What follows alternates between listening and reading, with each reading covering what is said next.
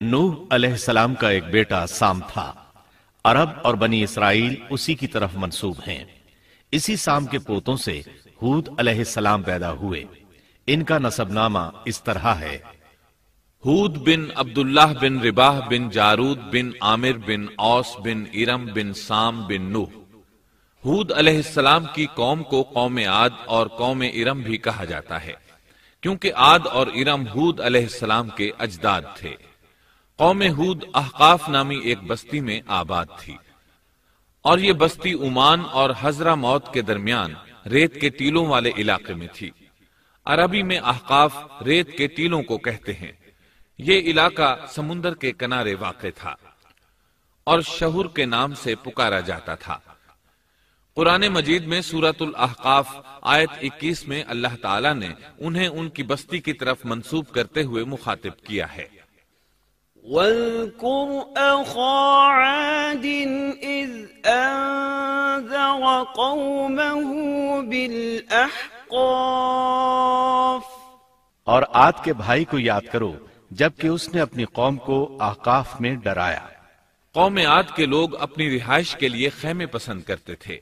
ان کے خیمے بہت مضبوط اور پختہ ہوتے تھے۔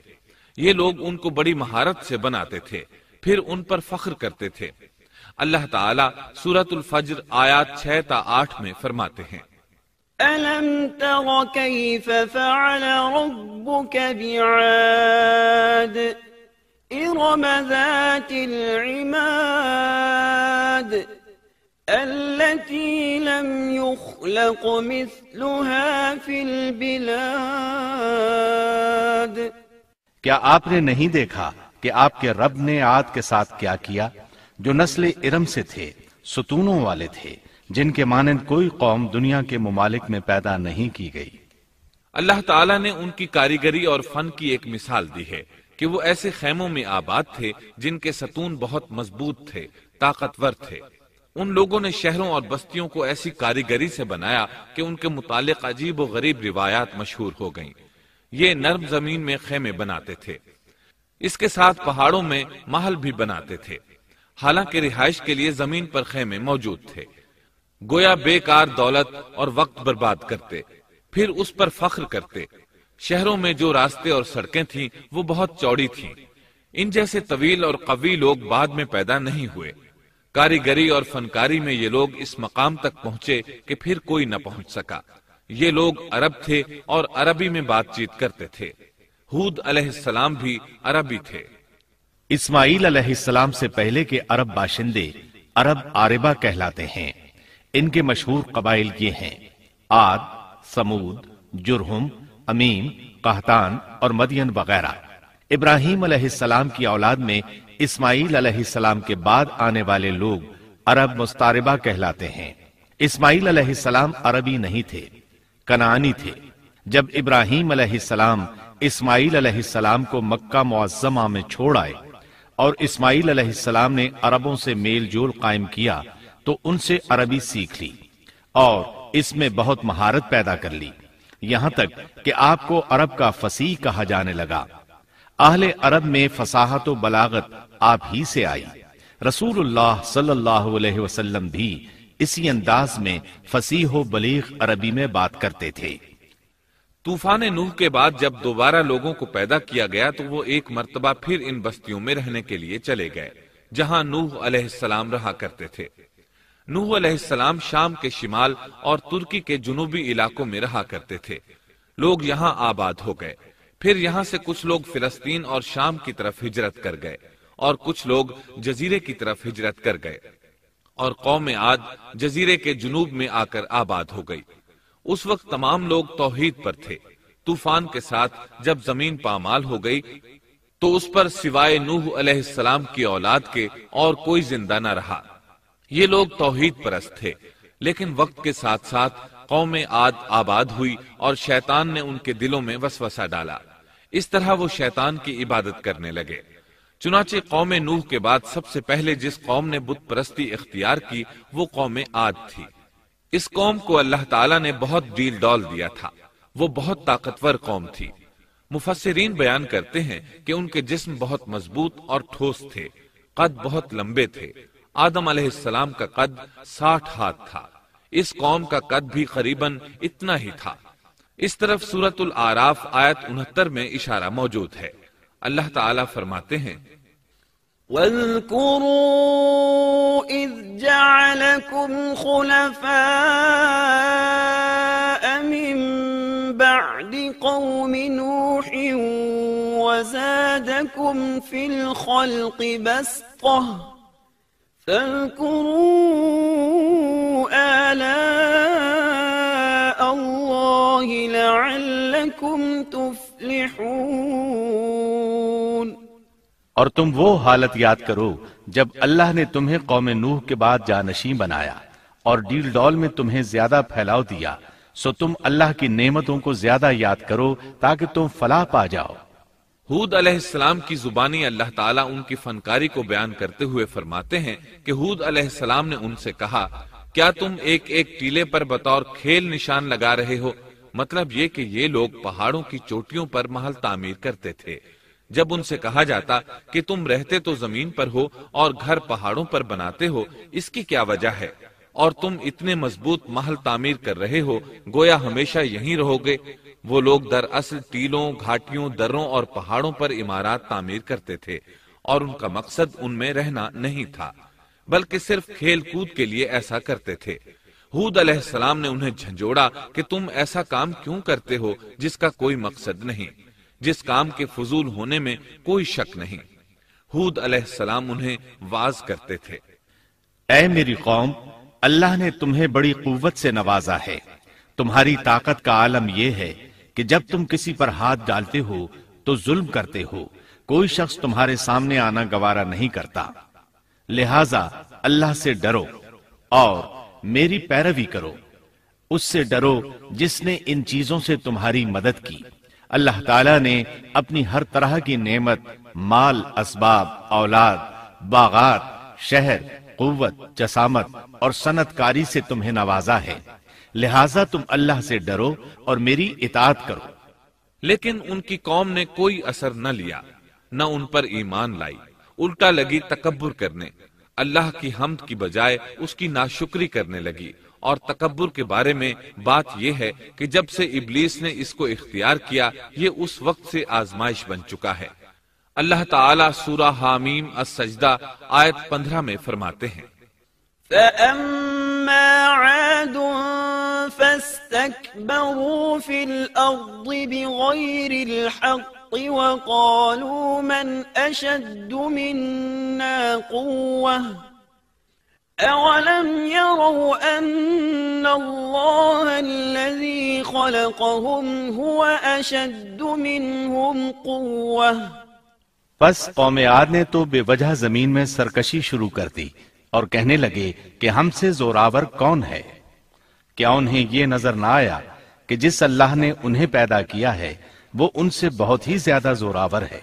جب یہ لوگ اپنی سرکشی اور کفر میں حد سے بڑھ گئے، تب اللہ تعالیٰ نے ہود علیہ السلام کو ان کی طرف بھیجا۔ انہوں نے انہیں اللہ کی طرف بلایا اور کہا، اے میری قوم، اللہ کی عبادت کرو، اس کے سوا تمہارا کوئی معبود نہیں۔ کیا تم ڈرتے نہیں؟ قوم کے کافر سردار کہنے لگے، ہم تو دیکھتے ہیں کہ تو نری بے وقوفی میں ہے، ہمارے خیال میں تو جھوٹا ہے۔ اس پر ہود علیہ السلام نے فرمایا، میری قوم، میں بے وقوف نہیں، میں تو تمام جہانوں کے پروردگار کی طرف سے بھیجا گیا ہوں، تمہیں اپنے رب کے پیغامات پہنچا رہا ہوں، اور ہوں بھی تمہارا دلی خیر خواہ اور امانت دار۔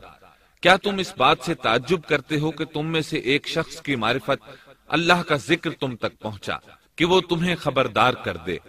تم اللہ کی اس نعمت کو یاد کرو کہ اس نے تمہیں قوم نوح کے بعد خلیفہ بنایا اور ڈیل ڈول میں تمہیں زیادہ پھیلاؤ دیا۔ تم اللہ کے احسانات کو یاد کرو تاکہ فلاح اور نجات پا جاؤ۔ ہود علیہ السلام نے اللہ کی عظیم نعمتوں کے ساتھ انہیں نصیحت کی، لیکن وہ بدبخت کفر ہی کرتے رہے۔ آخر انہیں جھنجھوڑنے کے لیے انہوں نے فرمایا، اے میری قوم، اللہ ہی کی عبادت کرو، اس کے سوا تمہارا کوئی معبود نہیں۔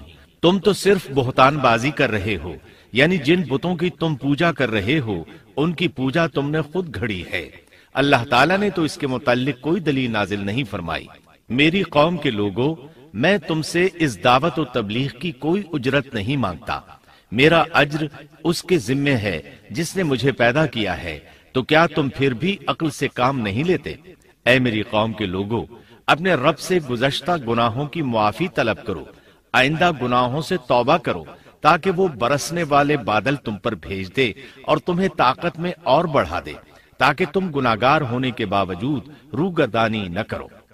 ہود علیہ السلام مسلسل انہیں دعوت دیتے رہے، لیکن وہ ظالم قوم نوح کی طرح ان کا مذاق اڑانے لگی اور کہنے لگی، ہمارے خیال میں تو بے وقوف ہے اور شاید تو ہمارے کسی معبود کے بڑے جھپٹے میں آ گیا ہے، تو ہمارے بتوں کو برا کہتا ہے، اس لیے ان میں سے کسی کی مار تم پر پڑی ہے، اسی لیے تو ذہنی مریض بن گیا ہے۔ وہ ظالم لوگ چونکہ آخرت پر ایمان نہیں رکھتے تھے اور دنیا میں خوشحالی کی زندگی بسر کر رہے تھے اور تھے بھی اپنی قوم کے سردار، اس لیے اپنے ماتحتوں سے کہنے لگے، یہ تو تم جیسا ہی انسان ہے، وہی کچھ کھاتا ہے جو تم کھاتے ہو اور پیتا بھی وہی کچھ ہے جو تم پیتے ہو۔ اب اگر تم نے اپنے جیسے انسان کی اطاعت قبول کر لی تو سخت خسارے میں رہو گے۔ کیا یہ تمہیں اس بات سے دھمکاتا ہے کہ جب تم مر کر خاک اور ہڈیاں بن جاؤ گے تو پھر زندہ کیے جاؤ گے؟ ہرگز نہیں، یہ بات امکان سے باہر ہے جس کا وعدہ تم سے کیا جاتا ہے۔ یہ زندگی تو صرف دنیا کی ہے، ہم مرتے جیتے رہتے ہیں، ہم پھر نہیں اٹھائے جائیں گے۔ یہ تو وہ شخص ہے جس نے اللہ پر جھوٹ باندھا ہے، ہم اس پر یقین کرنے والے نہیں۔ ہود علیہ السلام انہیں دعوت دیتے رہے، یہاں تک کہ ان کی قوم نے واضح طور پر کہہ دیا کہ آپ ہمیں واز سنائیں یا نہ سنائیں، ہم تو اپنی روش نہیں چھوڑیں گے، یہ تو پرانے لوگوں کا دین ہے۔ اس طرح قوم انہیں مسلسل جھٹلاتی ہی رہی۔ آخر ہود علیہ السلام نے بھی انہیں کھلم کھلا دھمکی دی اور فرمایا، لوگوں سنو، میں صرف تمہیں ہی نہیں اللہ کو بھی گواہ بنا کر اعلان کرتا ہوں کہ اللہ کے سوا جس کی عبادت ہو رہی ہے میں ان سب سے بری طرح بیزار ہوں۔ اب تم ہی نہیں اپنے ساتھ اوروں کو بھی بلا لو اور اپنے ان سب جھوٹے معبودوں کو بھی بلا لو، اور تم سے جو ہو سکے مجھے نقصان پہنچا دو، مجھے کوئی مہلت نہ دو، نہ مجھ پر ترس کھاؤ۔ یہ فرمانے کے بعد انہوں نے اللہ سے دعا کی، رب انصرنی بما کذبون، اے پروردگار ان کے جھٹلانے پر تو میری مدد فرما۔ اللہ کی طرف سے آپ کو جواب ملا، یہ تو بہت ہی جلد اپنے کیے پر پچھتانے لگیں گے۔